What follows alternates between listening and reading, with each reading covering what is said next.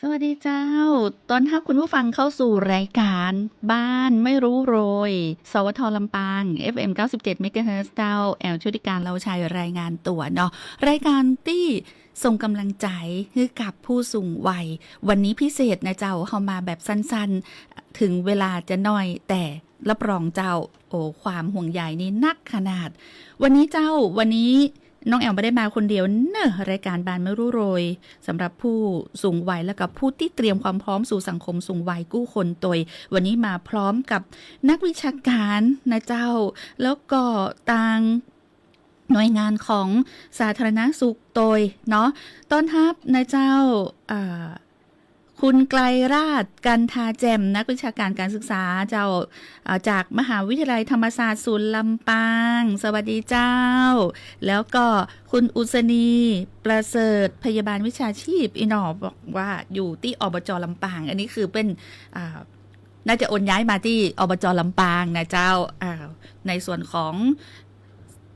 กองสาธารณสุขเนาะอันนี้น้องก้อยส่งมานะเจ้าต้องขอสุมาตัวเนาะตะกี้อ่านข่าวในช่วงของวันนี้ที่ลำปางเจ้าวันนี้ข่าวยาวไปหน่อยหลายคนที่ได้ฟังแต่เจ้าในช่วงของข่าวสารบ้านเฮาเรื่องของ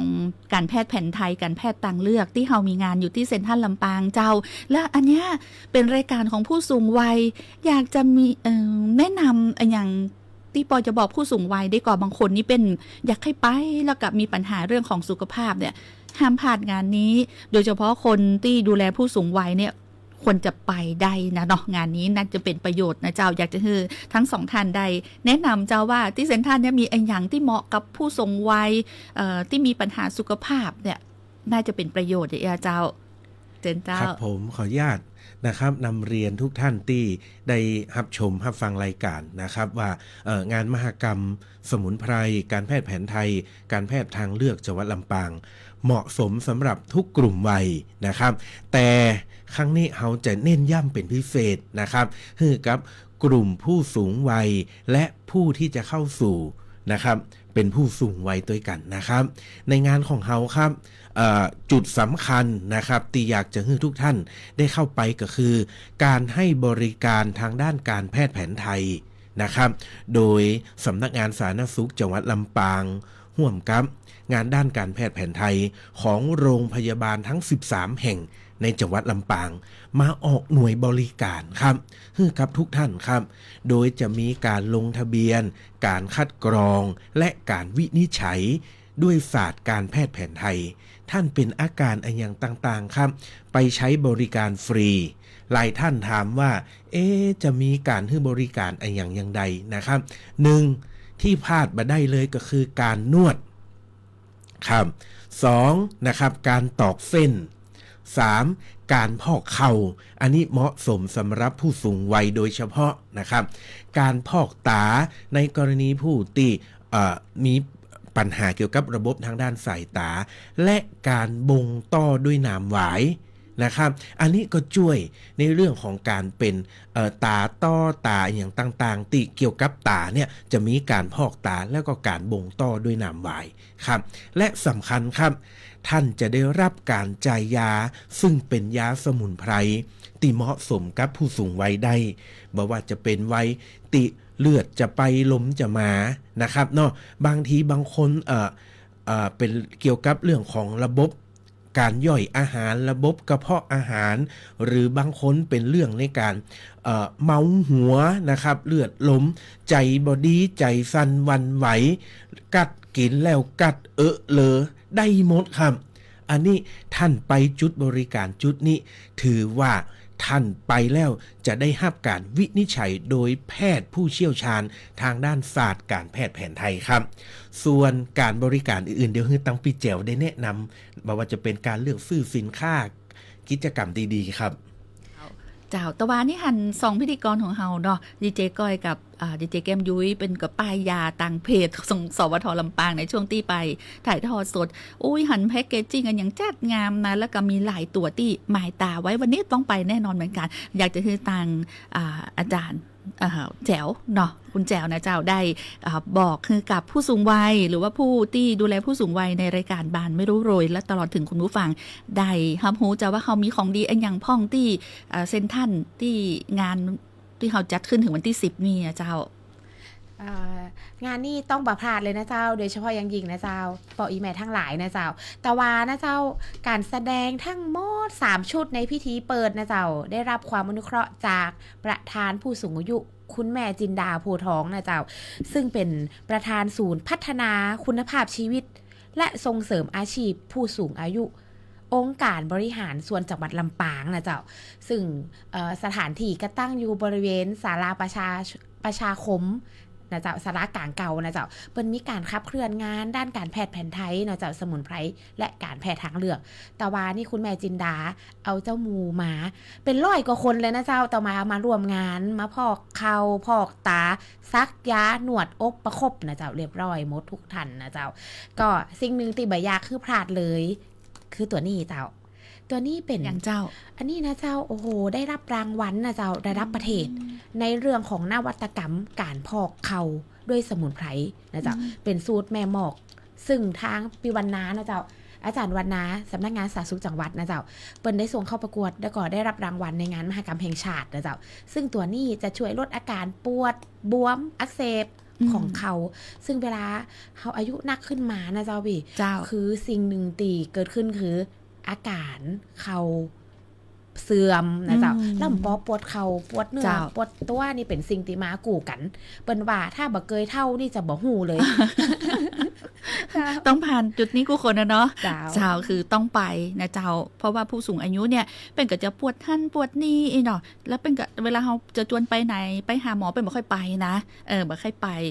ถ้าหากว่าจวนไปหาหมอเมืองกาไปอย่างอันอย่างนี้เป็นไปงานนี้นี่คือเหมาะกับทุกวัยเนาะไม่ใช่เฉพาะผู้สูงวัยนะเจ้าหันมีหลายเครือข่ายที่มาร่วมจัดบูธโดยนอกเหนือจากการที่จะได้รับการคัดกรองสุขภาพก่อนที่จะตรวจเนาะคือหมอได้เป็นท้องอะไรอย่างคือหมอได้ตรวจคัดกรองก่อนในเรื่องของธาตุนี่มันก็เจ้าจานเจ้าใช่ครับก็เป็นการวินิจฉัยเบื้องต้นเนาะการซักประวัติการทำอาการนะครับเพราะว่าศาสตร์ทางด้านการแพทย์แผนไทยเนี่ยนะครับว่าการตีร่างกายเขาเนี่ยจะบกพร่องไปนะครับก็เกิดจากธาตุในร่างกายเขานะครับอาจจะมีการย่อนการพิการไปดังนั้นศาสตร์การแพทย์แผนไทยเนี่ยเปิ้นก็จะวินิจฉัยโรคนะครับอาจจะดูจากธาตุเจ้าเรือนของเขานะครับดูจากอาการดูจากสิ่งที่มากระทบทั้งดินน้ำลมไฟที่เป็นองค์ประกอบในร่างกายเฮาครับจากนั้นเปิดก็จะแนะนำครับว่าเฮาควรจะดูแลสุขภาพด้วยศาสตร์การแพทย์แผนไทยอย่างไรบ้างหนึ่งในนั้นครับตะวาแล้วก็วันนี้ตัวนะครับงานของเฮาเน้นย้ำในเรื่องของการทานอาหารเป็นยาซึ่งตรงนี้เนี่ยเป็นภูมิปัญญาของผู้สูงวัยอยู่แล้วนะครับป้าอุ้ยแม่อุ้ยบ้านเฮาผู้สูงวัยบ้านเฮานะครับถ้าไปงานนี้ท่านก็จะได้เห็นนะครับในเรื่องของนวัตกรรมการทานอาหารเป็นยาซึ่งตรงเนี้ยนะครับเฮาสามารถดูแลสุขภาพได้หลังจากเลิกงานนี้ไปเฮาก็ไปดำรงชีวิตโดยการดูแลสุขภาพของตัวเก่าครับเจ้ารับรองเลยคือใครที่ว่าเป็นโรคอันยังจะได้นี่คือไปงานนี้นี่ตอบโจทย์ได้เลยเนาะนะเจ้าแล้วก็ที่สำคัญคือบางท่านเนาะเป็นปราชญ์เป็นหมอปื้นบ้านหลายๆคนนี่จะต้องไปปะเป็นถึงตีเนาะแต่ตะวันนี่มีหลายท่านเนาะที่หันนะเจ้าเคยไปตังปังปงปังทรายอย่างเงี้ยนะเปิ้นก็มาตัวเนาะเนี่ยไปตรวจดูว่าเขาเป็นอันยังจะได้แล้วเป็นก็จะมีการแนะนำไหมก็เจ้าแนะนำว่าเขาจะต้องกินอันยังสมุนไพรตัวไหนอีน้องกินอาหารให้เป็นยายังตัวเก่าอีเนาะคนจัดเนี่ยโอ้ยมีความเสี่ยงเป็นเบาหวานนี่ต้องไปตรวจคัดกรองก่อนมันก็เจ้าทุกคนใช่ครับทุกคนต้องไปตรวจคัดกรองในจุดบริการไม่ใช่ว่าตัวเก่ากึดว่าเป็นจะแล้วก็จะไปซื้อคนเดียวอีกบ่ได้เนาะครับผมไปงานนี้นี่คือได้ทั้งการตรวจคัดกรองนี่คือฟรี ฟรีครับ งานนี้ฟรีเพียงแต่ว่าถ้าท่านจะต้องใช้สมุนไพรตัวไหนอันนั้นถึงจะจ่ายสตังค์มันก็ ใช่ครับ อ๋อ ก็คือ จ้ะ ตรวจคัดกรองฟรี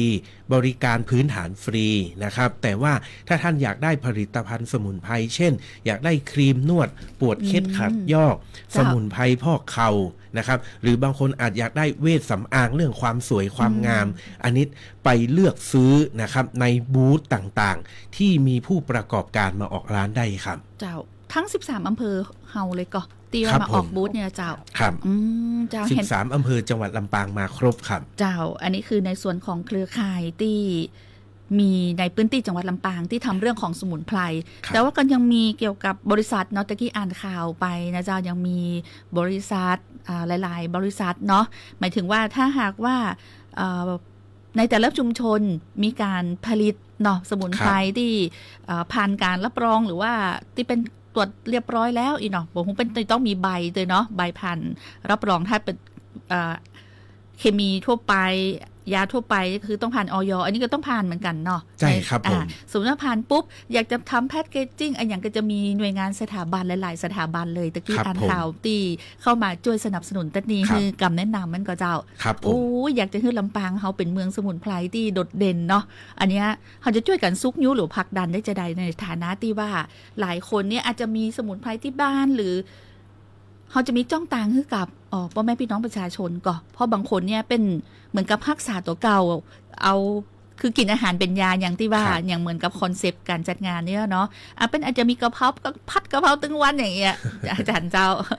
หมอเจ้า อันนี้เนี่ยเรามีการเปิดโอกาสให้พี่น้องประชาชนทั้ง13อำเภอเนี่ยได้มีส่วนร่วมหรือว่าได้มีจ้องตางตะนีก่อในการอาจจะเป็นการพัฒนาศักยภาพสมุนไพรหรือว่าส่งเสริมให้เป็นมีรายได้อย่างนี้มีก่อโดยเฉพาะผู้สูงอายุเป็นอยู่บ้านเนี่ยเป็นปลูกครัวเต็มเจ้ามีการขับเคลื่อนหรือว่ามีแนวทางนโยบายของจังหวัดหรือว่าในส่วนของทางชมรมสมุนไพรมีพ่องก่อเจ้าสมมติว่าอีแม่ปลูกจะตะไคร้หอมเนี่ยจะไปส่งที่ไหนดีคะอาจารย์เนี่ยมีก่อ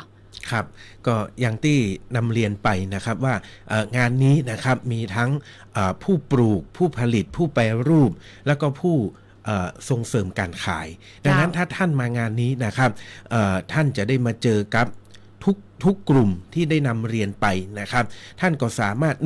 บางท่านอยากจะมาหาความรู้เนาะเพื่อให้มั่นใจว่าสมุนไพรตัวเนี้ยที่เฮาใจอยู่เนี่ยมันดีแต่ก่อสรรพคุณที่เฮาเคยฟังมามันชัดเจนก่อท่านมางานนี้ท่านจะเจอกับผู้รู้ปราชญ์ทางด้านการแพทย์แผนไทย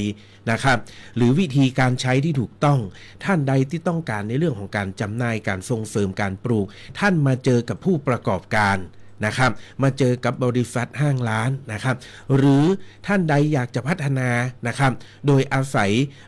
องค์ความรู้ต่างๆก็มาที่บูธสถาบันการศึกษาทั้ง5แห่งในจังหวัดลำปางท่านมาขอรับคำปรึกษาท่านมา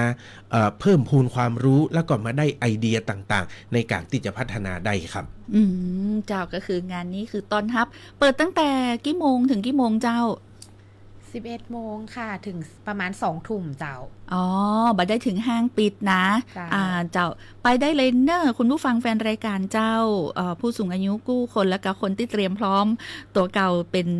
ผู้สูงอายุในเจ้าลำปางของเขานี่ผู้สูงอายุนี่สุขภาพดีกันนักและกะมีจำนวนประชากรที่เป็นผู้สูงวัยเนี่ยนักขนาดนะเจ้าอันนี้ก็ทำให้หันว่าผู้สูงอายุของจังหวัดลำปางนี่มีสุขภาวะที่ดีเนาะนะเจ้าก็อยากจะคือมีอันยังที่เป็นความรู้เนี่ยสามารถที่จะไปที่บูธของหน่วยงานการศึกษานะที่เซ็นทรัลได้เลยคือไปงานนี้จบห้ามพลาดเด็ดขาดอีเตอร์เนาะนะเจ้าบอกไว้จะอีตยพอดีเวลามีน้อยเดียวนะวันนี้เนี่ยเสียดายเนาะเดี๋ยวอาจารย์แล้วก็พี่แจ๋วก็จะต้องไปที่เซ็นทรัลเนาะช่วงท้ายอยากจะเชิญชวนอย่างเจ้าเวลาแหมน้อย1 นาทีครับผมเชิญชวนนะครับงานนี้ดีต่อสุขภาพงานนี้นะครับทำให้ท่านได้พบกับนวัตกรรมใหม่ๆในการดูแลสุขภาพด้วยศาสตร์การแพทย์แผนไทยครับเจ้าวันนี้ขอบคุณทั้งสองท่านเป็นยังสูงนะเจ้าไปเลยเนอร์11 โมงถึง2 ทุ่มที่เซ็นทรัลลำปางวันนี้ขอบพระคุณเป็นยังสูงเจ้าครับขอบคุณครับเตรียมความพร้อมทั้งด้านร่างกายและจิต